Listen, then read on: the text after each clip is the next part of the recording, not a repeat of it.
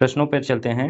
हमारा आज का पहला पॉइंट है, अमेरिका की एक मैगजीन है ग्लोबल फाइनेंस मैगजीन। अमेरिका की एक मैगजीन है ग्लोबल फाइनेंस मैगजीन। इन्होंने क्या किया है, भारतीय स्टेट बैंक को भारत का सर्वश्रेष्ठ बैंक का पुरस्कार से इन्होंने सम्मानित किया है। ग्लोबल फाइनेंस मैगजीन किसको सम्मानित किया है? भारतीय स्टेट बैंक को सर्वश्रेष्ठ बैंक का पुरस्कार से सम्मानित किया है।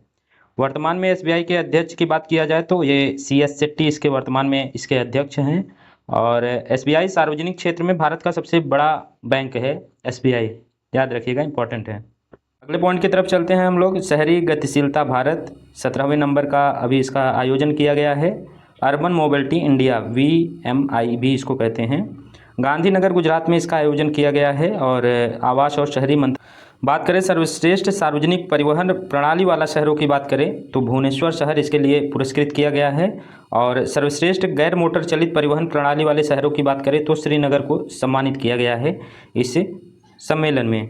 अगर शहरी गतिशीलता जो भारत है, इस सम्मेलन इसका 18वां सम्मेलन 2025 में हरियाणा में होगा। कहाँ पे? 18वां सम्मेलन 2025 में हरियाणा में होगा। चूँकि अभी लोकसभा का कुछ ही समय पहले इलेक्शन हुआ है और इसके मंत्रालय के सब नए नए मंत्री आए हैं, तो उसको भी आप लोग एक बार देखते चलिए। जैसे आवास और शहरी मंत्रालय इसको कंडक्ट कराता है, तो इसके मंत्री की बात करें तो हरियाणा के पूर्व CM मनोहर लाल खट्टर वर्तमान में इस मंत्रालय के मंत्री हैं, कैबिनेट मिनिस्टर हैं। और इसका आयोजन भी 2025 में हरियाणा में ही होगा। थोड़ा सा आप लोग इसको लिंक करके याद कर सकते हैं। चलते हैं अपने अगले पॉइंट की तरफ। हमारा अगला पॉइंट है, अभी स्पेन के प्रधानमंत्री भारत आए थे, 3 दिवसीय यात्रा पे स्पेन के प्रधानमंत्री भारत आए थे। तो भारत के प्रधानमंत्री मोदी ने और स्पेन के प्रधानमंत्री, इनका नाम है पेड्रो सांचेज ने, ये दोनों मिलके संयुक्त रूप से C-295 सैन्य विमान के निर्माण के लिए वडोदरा में एक परिसर का उद्घाटन किया है। कौन? भारतीय प्रधानमंत्री और स्पेनिश प्रधानमंत्री ने मिलकर C-295 सैन्य विमान, ये विमान का नाम है, इसके निर्माण के लिए गुजरात में के वडोदरा में विमान परिसर का उद्घाटन किया है। भारत की तरफ से इसमें टाटा और स्पेन एक कंपनी है, स्पेनिश कंपनी एयरबस, यह दोनों मिलकर इस प्रोजेक्ट पे काम करेंगे। जो C-295 विमान है, अगर इसकी विशेषता की बात किया जाए तो यह मल्टी रोल सैनिक विमान है, जिसमें सैनिक और सामान दोनों को ढोने में यह काम आएगा।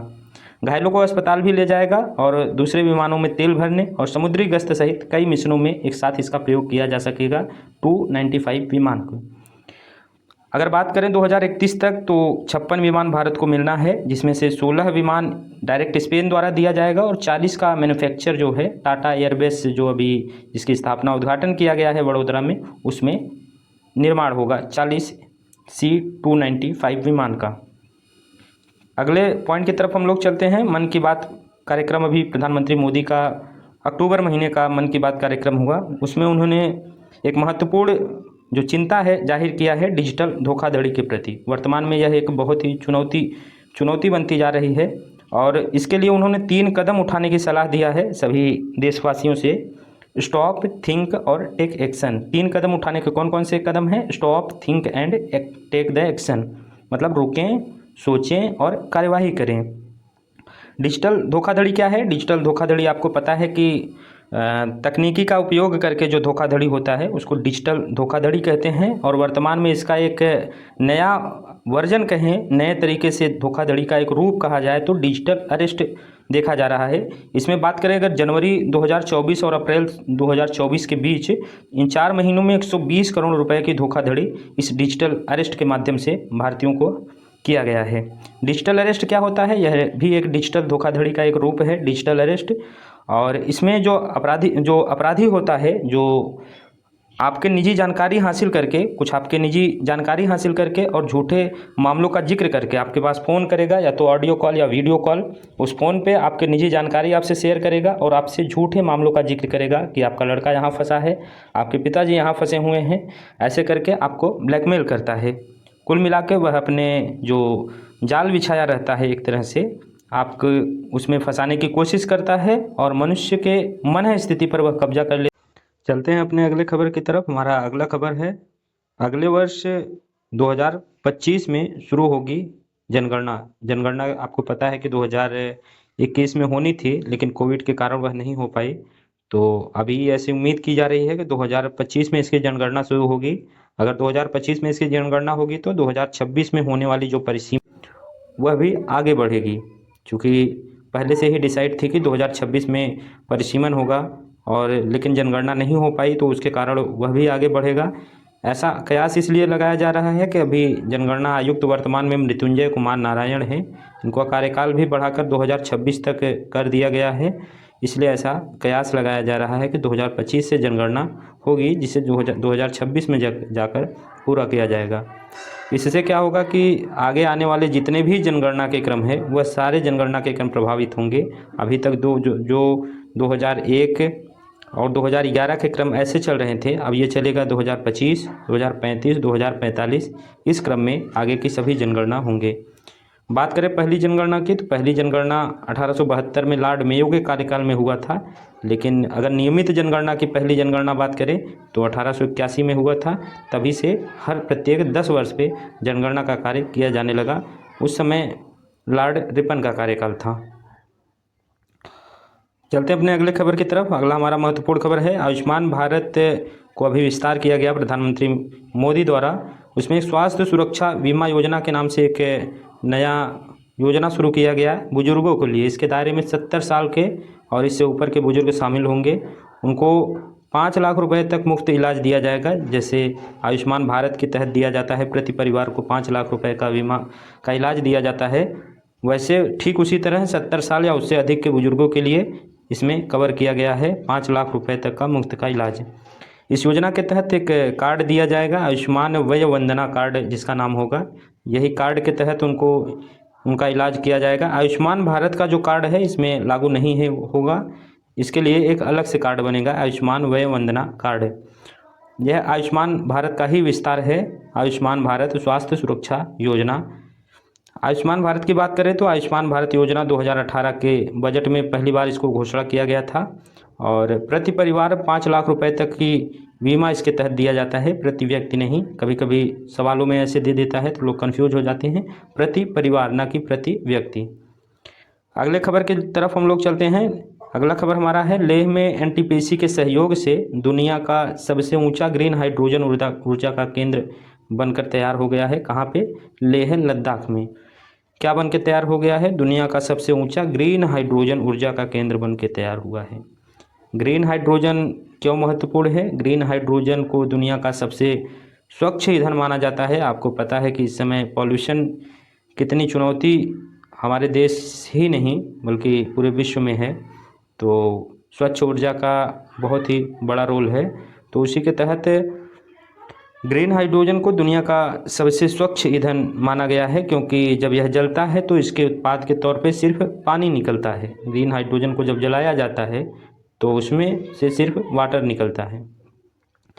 हमारा अगला खबर है कि भारत का शीर्ष जो सैन्य निर्यातक देश हैं, अभी वर्तमान में 3 सैन्य निर्यातक देश जिसको भारत अपने सैन्य उपकरणों को निर्यात करता है, तो उसमें से सबसे टॉप पे अमेरिका और फ्रांस हैं, जबकि आर्मेनिया 3rd पोजीशन पे आ गया है।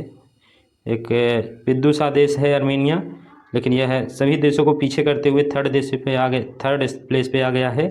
अभी कुछ समय पहले तक ये अपने जो सारा सैन्य निर्यात था, सैन्य आयात, यह रसिया से करता था, लेकिन आर्मेनिया और अजरबैजान के युद्ध के तहत रसिया से इसको मोहभंग हो गया है। रसिया की तरफ से मुड़कर भारत से यह सैन्य आयात करने लगा है आर्मेनिया, याद रखिएगा। एक वैज्ञानिक है विभव तालुकदार, इनका नाम है। यह संरक्षण वैज्ञानिक है। अभी इनको आयुषीयन का पुरस्कार दिया गया है, महत्वपूर्ण पुरस्कार है, याद रखिएगा, आयुषीयन का पुरस्कार। और आयुषीयन पुरस्कार के तहत इनको हैरी मेशल पुरस्कार दिया गया है। अगर आयुषीयन पुरस्कार ना दे तो उसी के तहत हैरी मेशल पुरस्कार का नाम है, चूँकि विभिन्न श्रेणियों में दिया जाता है, तो इनको दिया गया है संरक्षण के नेतृत्व में हैरी मेशल पुरस्कार। यह असम के संरक्षण वैज्ञानिक हैं, इनका नाम क्या है? विभव तालुकदार। बात करें आयुषीयन की, तो आयुषीयन अंतर्राष्ट्रीय प्रकृति संरक्षण संघ इसका हिंदी नाम है। 1948 में इसकी स्थापना हुई थी और इसका मुख्यालय स्विट्जरलैंड के ग्रांड शहर में आयुषीयन का मुख्यालय है। इसके द्वारा एक लिस्ट प्रकाशित की जाती है जो बहुचर्चित लिस्ट है, रेड लिस्ट जारी किया जाता है। दुनिया की सबसे व्यापक सूची है रेड लिस्ट। इसमें पौधों और जानवरों दोनों को इसमें वैश्विक संरक्षण की स्थिति को दर्शाता है रेड लिस्ट में, उनकी संख्या के आधार पर। अभी प्रधानमंत्री द्वारा एक पोर्टल शुरू किया गया, यू विन पोर्टल उसका नाम है। इसमें पीएम मोदी द्वारा इसको शुरू किया गया है। इसका जो मकसद है इसको शुरू करने का, स्वास्थ्य सेवाओं को डिजिटलीकरण करना इसका प्रमुख उद्देश्य है। इसके तहत गर्भवती महिलाओं और बच्चों को समय पर टीकाकरण सुनिश्चित कराया जाएगा। जिस तरह कोविन पोर्टल शुरू किया गया था कोविड टीकाकरण के लिए, उसी तरह है यह गर्भवती महिलाओं को टीकाकरण के लिए यू विन पोर्टल शुरू किया गया। याद रखिए, महत्वपूर्ण है। अभी 29 अक्टूबर को अभी धनतेरस का त्यौहार मनाया गया है। इसको आयुर्वेद दिवस के रूप में भी मनाते हैं। आयुष मंत्रालय द्वारा यह दिवस मनाया जा रहा है 2016 से प्रत्येक साल। धनतेरस को हम लोग धन्वंतरी जयंती के तौर पे मनाते हैं। और आयुर्वेद दिवस भी, जैसा कि आपको बताया कि आयुष मंत्रालय आयुर्वेद दिवस के रूप में भी इसको मनाता है। यह इस बार का 9वां आयुर्वेद दिवस है, 2016 से लगातार मनाया जा रहा है। इसकी थीम है वैश्विक स्वास्थ्य के लिए आयुर्वेद नवाचार, वैश्विक स्वास्थ्य के लिए आयुर्वेद नवाचार। अभी तेजस्वी सूर्या सांसद हैं बेंगलुरु दक्षिणी से। तेजस्वी सूर्या यह भी चर्चा में थे, क्यों थे? इन्होंने देश के पहले आयरन मैन संसद बनने का गौरव प्राप्त किया है। आयरन मैन संसद का मतलब क्या हुआ कि आयरन मैन 17.3 चैलेंज एक होता है। यह एक प्रतियोगिता है जिसका आयोजन गोवा में किया गया है और इसको पूरा करने वाले वह देश के पहले सांसद बन गए हैं, तेजस्वी सूर्या। और इस प्रतियोगिता के तहत स्विमिंग और साइकिलिंग और रनिंग तीनों शामिल है। तीनों इन्होंने 113 किलोमीटर दूरी तीनों के माध्यम से 8 घंटे में पूरा किया है तेजस्वी सूर्या ने। याद रखिए, महत्वपूर्ण है। अभी बेल्ट एंड रोड इनिशिएटिव पहल, जो चाइना की एक महत्वाकांक्षी परियोजना है, बेल्ट एंड रोड इनिशिएटिव पहल BRI, उसके तहत ब्राज़ील भी शामिल होने से इनकार कर दिया है। भारत तो पहले से ही इनकार किया था, चूँकि चाइना पाकिस्तान इकोनॉमिक कॉरिडोर के तहत जो POK में इसका निर्माण किया जा रहा था बगैर भारत की अनुमति से, इसलिए भारत इस परियोजना से इनकार कर दिया और उस पर आपत्ति भी जाहिर किया चाइना पाकिस्तान इकोनॉमिक कॉरिडोर पे। तो अभी उसमें ब्राज़ील भी शामिल होने से इनकार कर दिया है। यह ब्रिक्स का महत्वपूर्ण इसलिए है कि ब्रिक्स का यह दूसरा देश है जो इस महत्वाकांक्षी परियोजना में शामिल होने से इनकार किया है। अभी आपको पता है कि ब्रिक्स का बैठक भी अभी कजान के में हुआ था, उसके बाद ही ऐसा निर्णय ब्रिक्स की तरफ से लिया गया है। BRI प्रोजेक्ट की बात करें तो BRI प्रोजेक्ट 2016-13 में शुरू किया गया था, जिसका लक्ष्य क्या है कि वैश्विक व्यापार और बुनियादी ढांचे को नया आकार देना है। इसके तहत समुद्री और स्थलीय दोनों ही स्ट्रक्चर के माध्यम से संपूर्ण विश्व को जोड़ना, यूरोप को जोड़ना, एशिया को जोड़ना, अफ्रीका को जोड़ना, संपूर्ण विश्व को जोड़ना है। अभी यह पुरस्कार प्रदान किया गया है बैलन डी और इस पुरस्कार का नाम है। यह सर्वश्रेष्ठ फुटबॉलर का पुरस्कार है और इसमें महत्वपूर्ण इसलिए है कि सर्वश्रेष्ठ पुरुष खिलाड़ी रोड्री हैं जो स्पेन के खिलाड़ी हैं और सर्वश्रेष्ठ महिला खिलाड़ी एटाना बोनामाती है जो स्पेन की हैं। रोड्री इसलिए महत्वपूर्ण हो जाते हैं कि लियोनेल मेसी और रोनाल्डो जैसे खिलाड़ियों को पीछे करके उन्होंने पहली बार अपना खिताब सर्वश्रेष्ठ पुरुष खिलाड़ी का खिताब जीता है रोड्री ने। बैलन डी और पुरस्कार। चलते हैं अपने टॉप 10 MCQ की तरफ। आज का हमारा टॉपिक रहेगा पॉलिटी का। पहला क्वेश्चन उसके तहत है कि एक ऑप्शन इसमें नहीं सही है, बाकी 3 सही है, एक नहीं सही है। आपको जो सही नहीं है उसी को पहचानना है। बलवंत राय मेहता कमेटी की स्थापना कब हुई थी? पंचायती राज इधर समितियां हैं, इधर उसके स्थापना वर्ष हैं। अशोक मेहता समिति की स्थापना कब हुई थी? और एलएम सिंधवी समिति की स्थापना कब हुई थी? और PK थुंगन समिति की स्थापना कब हुई थी? तो हम लोग देख रहे हैं कि बलवंत राय मेहता समिति की स्थापना 1957 में ही हुई थी। अशोक मेहता की स्थापना जो समिति की स्थापना हुई थी 1977 में हुई थी। एलएम सिंधवी की स्थापना 1985 में नहीं हुई थी, 1986 में इसकी स्थापना हुई थी। और PK थुंगन समिति की स्थापना 1989 में हुई थी। तो इसका जो राइट ऑप्शन है यह ऑप्शन नंबर C इसका करेक्ट है। किस संविधान संशोधन द्वारा दिल्ली को राष्ट्रीय राजधानी क्षेत्र का दर्जा दिया गया है? 69वां संविधान संशोधन 1991 के तहत दिल्ली को राष्ट्रीय राजधानी क्षेत्र बनाया गया है। मूल संरचना संविधान की बेसिक स्ट्रक्चर का कॉन्सेप्ट किस वाद के तहत प्रतिपादित हुआ था? तो केशवानंद भारतीवाद 1973 में जो आया था उसके तहत सुप्रीम कोर्ट की सबसे बड़ी बेंच अभी तक की बैठी है, 13 जजों की पीठ बैठी थी। उन्होंने संविधान के मूल संरचना जैसे कॉन्सेप्ट को दिया था केशवानंद भारतीवाद में। शपथ का उल्लेख संविधान के किस अनुसूची के तहत किया गया है? तीसरी अनुसूची के तहत शपथ का जो उल्लेख है जो है उसका उल्लेख संविधान के तीसरी अनुसूची में है, लेकिन राष्ट्रपति और राज्यपाल से संबंधित जो शपथ का प्रावधान है उनसे संबंधित अनुच्छेदों में किया गया है, न कि तीसरी अनुसूची में। सवाल पूछा जाता है कि किसके शपथ का उल्लेख संविधान के तीसरी अनुसूची में नहीं है? तो अगर ऐसा सवाल पूछा जाए तो राष्ट्रपति और राज्यपाल। किस संविधान संशोधन द्वारा जीएसटी को क्रियान्वित किया गया था? जीएसटी का क्रियान्वयन 101वां संविधान संशोधन द्वारा 2016 में इसका क्रियान्वयन किया गया था जीएसटी का। भारतीय संविधान की प्रस्तावना में कौन सा शब्द नहीं है? तो भारतीय संविधान की प्रस्तावना में हम देखते हैं संप्रभुता, लोकतंत्रात्मक और पंथ निरपेक्षता जैसे शब्द शामिल किए गए हैं, जबकि संघीय शब्द भारतीय संविधान की प्रस्तावना में नहीं है। द्विस्तरीय पंचायती राज समिति की सिफारिश ऐसी कौन सी कमेटी थी जो की थी? तो अशोक मेहता समिति 1977 में बनी थी। इन्होंने द्विस्तरीय पंचायती राज समिति की स्थापना की थी।